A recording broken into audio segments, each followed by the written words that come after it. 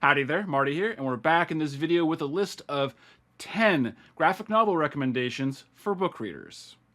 Or at the very least, prose book readers was what I had in mind when thinking about this list.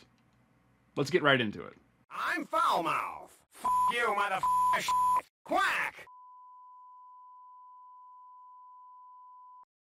Now, I probably titled this video something like 10 holiday recommendations or 10 holiday graphic novel recommendations for book readers or something to that effect. I'll probably end up retitling that after the 2024 holiday season, but I just figured for the sake of the algorithm, we would do that. But this list could have just been 10 awesome graphic novel recommendations. Keep in mind with this list, I am trying to cover a lot of ground in terms of the content that I'm recommending, but it's kind of on you to determine age appropriateness and looking up trigger warnings. There are a lot of books on this list, and not every book is for every reader. I will talk a little bit about that as we go through the recommendations, but ultimately, everyone's a little bit different. So that's really going to be on you to take the information that I'm giving you and to do a little bit more research yourself. So you're not just giving a book that's clearly designed for more mature audiences to a younger individual. And as always, if you found any of the information in this video helpful or entertaining, go ahead and hit that like and subscribe button. As I always say, it makes me feel like I accomplished something. Let's get right into it. First up is Batman Year One, which this is my favorite Batman story of all time. It's a wonderful standalone superhero read. It's essentially a retelling of Batman's first year on the job in Gotham, and ultimately, it's really more of a Jim Gordon story. It's about Jim Gordon and his first year on the job as lieutenant on Gotham City PD. It's an awesome noir story. Like I said, totally standalone. It's done by Frank Miller and David Mazzucchelli, who are masters of the craft, and this is pretty much them at their peak. The only thing that might be more of an example of them at their peak is Daredevil Born Again, which we will actually get to in a moment. Yes, so sue me, Daredevil Born Again. In this short time, I've already talked about this graphic novel a couple times on my channel. Daredevil Born Again is an amazing standalone read in the Marvel Universe. It does help if you have a little bit of a passing knowledge of what that universe looks like, but for the most part, it's a really great standalone read. It's essentially the Book of Job set in the Marvel Universe. In this story, Daredevil's secret identity as Matt Murdock, lawyer in Hell's Kitchen, New York, is outed to the underworld. This story deals with themes of love and betrayal, loss and loyalty, even government corruption, and redemption. It's truly Frank Miller and David Mazzucchelli at their finest. Next up, a comic that's geared towards older audiences is Lucifer by Mike Carey. While it is technically a spin-off of Neil Gaiman's Sandman, on its own merits, I believe it to be one of the greatest fantasy comics of all time, and it's quite possibly my favorite comic series of all time. It's certainly geared more towards mature, older audiences, but it's a fantastic exploration of theology, elements of Christianity, people that are fans of Paradise Lost by Milton, or people who've examined the King James Bible as a source of literature, could find a lot of enjoyment in this book. It starts off as a little bit of a slow burn, but it does end up building to a fantasy epic masterpiece. I think it stands apart from Sandman as its own accomplishment. I will say it does help if you have a little bit of passing knowledge of Sandman, and if you don't, I'll give you what you need to know right now, so if you don't want a spoiler on Sandman, just skip ahead like 30 seconds. Really, all you need to know going into this one from Sandman is this is essentially the story of what does the Lord of Hell do after he quits and walks away. There you go. That's all you need to start this comic. It's amazing. Okay, next up, I don't actually have a prop to show you for this one because I don't actually have a current graphic novel printing of it. I have some comics that are in storage, so I'm not going to pull them out. But I debated on sharing this one with you, but I do think it's a legitimately great read, especially with traditional prose book readers in mind. And that's Fables by Bill Willingham. Fables is an excellent, once again, fantasy epic that stars all the characters that you know from childhood fairy tales, like the classic Hans Christian Andersen fairy tale characters or Disney fairy tale characters as you know them, including Cinderella, Snow White, the Big Bad Wolf, and if you're familiar with the Wolf Among Us video game, well, that's taken from Fables, the comic / graphic novel series. It's an incredibly well-told story that begins as a murder mystery, but once again builds into an amazing, sprawling fantasy epic. Part of the reason why I hesitate on recommending it is because I didn't actually technically personally finish the series. I read the first 82 issues of the series, and as its first big, huge chunk, it's absolutely amazing as a standalone story within those 82 issues. 82 issues is actually quite a good comic run. However, that first half is represented in the current printings of the compendiums in 2 volumes. So that's pretty manageable, and honestly, I can highly recommend that first chunk, and it's a lot of fun because it deals with representations of those classic fairy tale characters. But once again, be warned on this one, it's not for all ages. It certainly aims for more of your 16 and up crowd. But within that, it's incredibly good. Next up, Teen Dog by Jake Lawrence. And yes, I know how this looks given the context of this video. Certainly this is one of the books that aims for more of an all ages audience, especially a 10 and up audience. However, I truly believe it can be enjoyed by people of all ages. It's a deceptively deep comic. The caveat to that being, it's deep in the sense that SpongeBob can be deceptively deep. Teen Dog is similar in that respect, where it can be enjoyed by honestly anybody. It's a delightful blend of video game and Nickelodeon cartoon energy, would certainly appeal to any fan of something like Scott Pilgrim. It deals with themes of friendship, adversity, growing up, and pizza.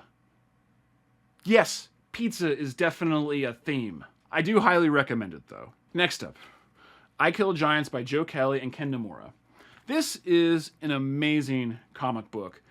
It's one of the few comics that have legitimately brought me to tears. There are 2 of those books on this list. It's an incredibly emotional journey that stars a girl who claims that she can kill giants. What does that mean? Is it literal? Is it metaphorical? Well, you're just going to have to read it because I don't want to give anything away with this book. I truly, truly love this book. Yes, there is a movie. No, I haven't seen it, so I can't speak to how the movie lines up to the comic. And I don't really care because the comic itself is honestly a masterpiece. I think this is comic book storytelling at its finest. I originally read it in issue format as it came out, in traditional comic issue format as it came out. And on my second read, was when the graphic novel came out, and I just happened to be reading it. I think I was in a parking lot, just kind of whatever, killing some time, and alone in the parking lot, reading this book, knowing what was going to happen. It still brought me to tears. That's how well done this story is. I will warn you, I don't like to give a lot of specific trigger warnings. I do think it's worth potentially looking up trigger warnings for this book because it does deal with some very heavy and very emotional themes. But it's a beautiful story, excellently well told. There are not many books I can recommend more than I Killed Giants. So I would definitely recommend checking this one out. Next up, Empire State by Jason Shiga. I've said it before, I'll say it again, and I'm gonna say it again right now. Jason Shiga is a genius. Empire State is a romance of sorts between 2 best friends, Sarah and Jimmy. Sarah's going to be moving to Brooklyn, New York from the California Bay Area, and Jimmy needs to decide if he's going to go after her. The story is subtle and wistful, with a little bit of longing and maybe even a little bit of sadness, but it's truly excellently well told in Jason's simple but effective art style. He does a really interesting thing here with his use of color, going from a primarily blue palette to pink palette, back and forth. And I don't really want to reveal too much about that mechanism itself, but it's a really wonderful, self-contained graphic novel. Once again, I highly recommend pretty much all of his work, but this is one of my personal favorite books from him. I think it's incredibly effective. It's a non-traditional love story that most readers can enjoy, and I would say this is kind of my curl up with a cup of tea graphic novel. Highly recommend it. Next up, Uzumaki by Junji Ito. In the context of this recommendation, it's worth noting that I'm not the biggest fan of manga, and I'm not the biggest fan of horror as a genre, but I find Junji Ito's work to be absolutely amazing. I think he's a master storyteller within the comic medium, the graphic novel medium, the manga medium, whatever you want to call it. His work is absolutely incredible. His books are all essentially standalone reads. They deal with themes of sheer terror. His imagery is absolutely disturbing, but beautifully rendered. His writing is unnerving, but it's enthralling. It's essentially about a village that is possessed by the imagery of spirals. Yes, spirals. It seeps into the minds and actions of this village absolutely. Well, no, I don't want to give too much away. I don't like giving too much away because I think it's really worth experiencing this book, but it's truly unnerving as told through his art. While I can say many of his books are absolutely incredible and completely recommendable, I believe Uzumaki is still the quintessential apex of his work. It's a delicious treat for any fan of the horror genre. I recommend it very, very highly. Once again, not for all ages. That's on you to look up for yourself, but it's an incredible read. Howdy there, Editor Marty here, and I just realized that I didn't record one of the things that I was intending to because I don't actually own a copy of the book myself. I'd borrowed it from a friend, but it's an amazing graphic novel called My Favorite Thing is Monsters. This is a masterfully executed graphic novel by Emil Ferris. It's a little hard to give the elevator pitch on, but it's a story that has a little bit of everything. The book is told through the eyes of a little girl named Karen, who imagines herself as a werewolf. This is a story that takes place during the 1960s in Chicago. It's effectively noir, and it has love and loss, tragedy, and intrigue. There is a murder mystery to unravel. It's told through incredible visuals, as if recorded in a notebook or diary. This is another story worth looking into trigger warnings on, and it's really intended more for mature audiences who are willing to put time into a very thoughtful and elaborate piece of literature. I highly recommend it. An incredible read within the comics world. Last up, potentially my strongest graphic novel recommendation that I can give to anyone, although when I say give to anyone, this once again is not an all-ages graphic novel. However, The Sculptor by Scott McCloud is an absolute masterpiece.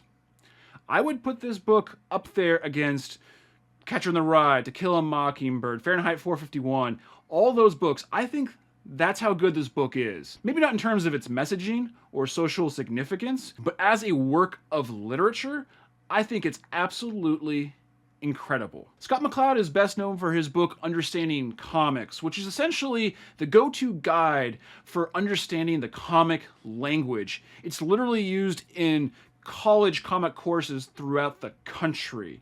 But I think this is actually his singular best work. McCloud writes an incredibly emotional story about a young artist, a sculptor by the name of David. David is faced with a difficult decision when the devil appears in the form of his grand uncle Harry and offers him the power to sculpt anything or to create anything that he can imagine with his bare hands. An absolute boon, of course, for any artist. What's the catch? The catch is, if David accepts, he only has 200 days to live. What would you choose? What decision would you make as a young artist who's been struggling, who believes in his art above maybe anything? Would you make that choice? Would you make that bargain? What would you do?